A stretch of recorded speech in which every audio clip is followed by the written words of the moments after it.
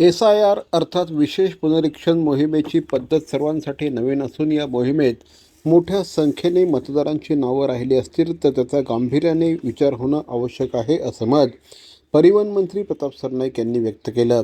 विविध राजकीय पक्षांकडून SIR मुदतवाढ मिळावी यासाठी मागणी केली जात आहे.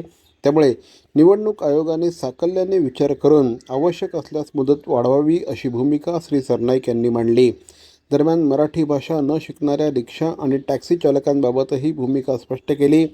या संदर्भात RTO अधिकाऱ्यांची 19 ऑगस्ट रोजी बैठक बोलवण्यात आली असून मराठी भाषा शिकण्यास नकार देणाऱ्या मुजोर रिक्षा आणि टॅक्सी चालकांवर कोणती कारवाई करायची या संदर्भात बैठकीत निर्णय घेतला जाईल असं देखील त्यांनी सांगितलं. सर्व राजकीय पक्षांनी निवडणूक आयोगाकडे मागणी केलेली आहे. अजून त्याला वेळ मिळावा, एक्सटेन्शन मिळावं, कारण नवीनच पद्धती असल्या कारणाने एकदमच सर्वसामान्य मतदारांना त्याची माहिती कळलेली नसल्या कारणानं थोडीशी जर मुदत झाली तर SIR मध्ये चांगल्या प्रकारे अजूनही नोंदणी होऊ शकेल. कारवाई करत असताना सुरुवातीला जर तो पकडला गेला तर त्याला 30 दिवसाची मुदत देऊन संधी उपलब्ध करून देऊ की अजूनही तू मराठी 30 दिवसामध्ये शिकू शकतो.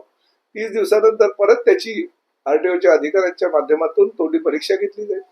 त्या तोंडी परीक्षेमध्ये जर पास झाला तर ठीक आहे, परंतु जर नापास झालं तर त्याचं लायसन्स 3 महिन्याकरता सस्पेंड केलं जाईल आणि परत 3 महिन्यामध्ये जर तो मराठी शिकला नाही तर त्याचा लायसन्स पूर्णतः रद्द करण्यात येईल. किंबहुना जे परमिट होल्डर आहे ते जेव्हा रिन्यू करायला येतील परमिट, तेव्हा त्यांची सुद्धा परीक्षा घेतली जाईल आणि त्यांनाही जर मराठी नाही आलं तर ते परमिट सुद्धा रद्द करण्यात येईल.